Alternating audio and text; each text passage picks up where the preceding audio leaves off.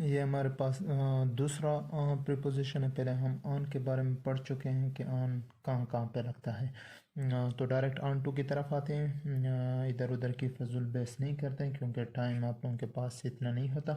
तो on to कहाँ कहाँ पे इस्तेमाल होता है, हम दो तरीके पढ़ेंगे जहाँ पे हमारे पास ऑन टू इस्तेमाल होता है। एक मोमेंट, पहले हमने पढ़ा था ऑन के बारे में कि जो चीज़ सरफेस पे पड़ी हो तो वो वहाँ पे ऑन लगता है। अब एक चीज़ हरकत करती हुई सरफेस पे आ गई, उसके लिए हम ऑन टू लगाएंगे। अगर पहले से किसी सरफेस पे पड़ी है तो हम उसके लिए ऑन लगाएंगे। अगर हरकत करती हुई आ गई और सरफेस पे रुक गई तो हम क्या लगाएंगे, ऑन टू का इस्तेमाल करेंगे। पहले से पड़ी हुई है उसके लिए ऑन इस्तेमाल करेंगे।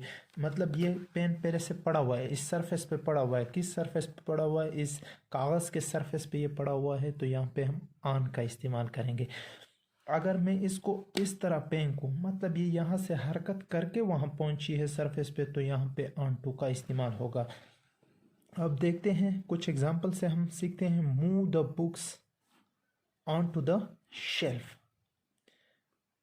इसको मतलब बुक्स को हरकत दो और उसको शेल्फ में रखो। शेल्फ क्या है, उसके पास सरफेस हो गई, हरकत करती हुई किताबों में शेल्फ में रखी गई है तो वो सरफेस में पहुंची है, उसके लिए ऑन टू का इस्तेमाल कर। द कैट जंप, जंप मतलब उसने हरकत की on to the table. Table क्या है, उसके लिए सरफेस है। जंप क्या है, मूवमेंट है, उसने हरकत की, हरकत करते हुए सरफेस पे पहुंची है बिल्ली, तो इसके लिए हम ऑन टू का इस्तेमाल करेंगे। शी क्लाइम्ड, क्लाइम्ब मतलब उसने हरकत की और रूफ जो है हमारे पास सरफेस है। She climb on to the roof.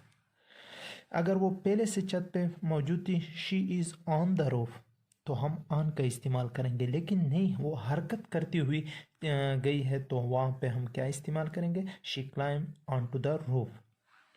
He steep down, क्या किया उसने, हरकत की। प्लेटफॉर्म हमारे पास यहाँ पे क्या है, सरफेस है। He steep down from the train on to the platform. तो जहाँ पे एक चीज़ हरकत करते हुए एक सरफेस पे आती है, उसके लिए हम किस चीज़ का इस्तेमाल करते हैं, ऑन टू का इस्तेमाल करते हैं। एक दूसरा यूज़ ऑन टू का जो है वो है इनफॉर्मल यूज़। जिस चीज़ के बारे में हमें मुकम्मल जानकारी हो, जिस चीज़ के बारे में हम मुकम्मल जानते हो, फुली अवेयर हो कि ये ऐसा ही होगा, कन्फर्म है हमें कि ऐसा ही होगा, मुकम्मल मालूमात है हमें इसके बारे में, तो वहाँ पे हम ऑन टू का इस्तेमाल करेंगे। दे know I was dash their plan, वो जानते थे कि मैं उनका मंसूबा जानता हूँ, उनका प्लान मैं जानता हूँ। मतलब वो जानते थे, उनको मुकम्मल जानकारी थी, वो मुकम्मल कन्फर्म थे। तो यहाँ पे मैं क्या लगाऊंगा, on to.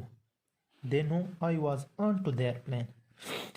He cancelled the surprise party when he came to know that we were on to his surprise. उसने सरप्राइज पार्टी क्यों कैंसिल की, क्योंकि उसे पता चला है, उसे मुकम्मल जानकारी हुई है कि हम उसके सरप्राइज के बारे में जानते हैं। अगर सरप्राइज के बारे में नहीं जानते थे तो यहाँ पे ऑन टू नहीं लगता था। तो वो मुकम्मल अवेयर था, मुकम्मल जानता था कि मतलब वो मेरे सरप्राइज पार्टी के बारे में जानते हैं, तभी उसने सरप्राइज पार्टी क्या कर दी, कैंसिल कर दी। तो दो यूजेस हो गए हमारे पास ऑन टू के। एक हरकत करती हुई चीज़ सरफेस पे आ जाए, वहाँ पे हम ऑन टू का इस्तेमाल करेंगे। एक जहाँ पे हमें मुकम्मल जानकारी हो किसी चीज़ के बारे में, वहाँ पे हम ऑन टू का इस्तेमाल करते हैं। नेक्स्ट हमारे पास है नेक्स्ट प्रीपोजिशन अपॉन। अपॉन के बारे में जानते हैं कि वो कहाँ कहाँ पे लगता है।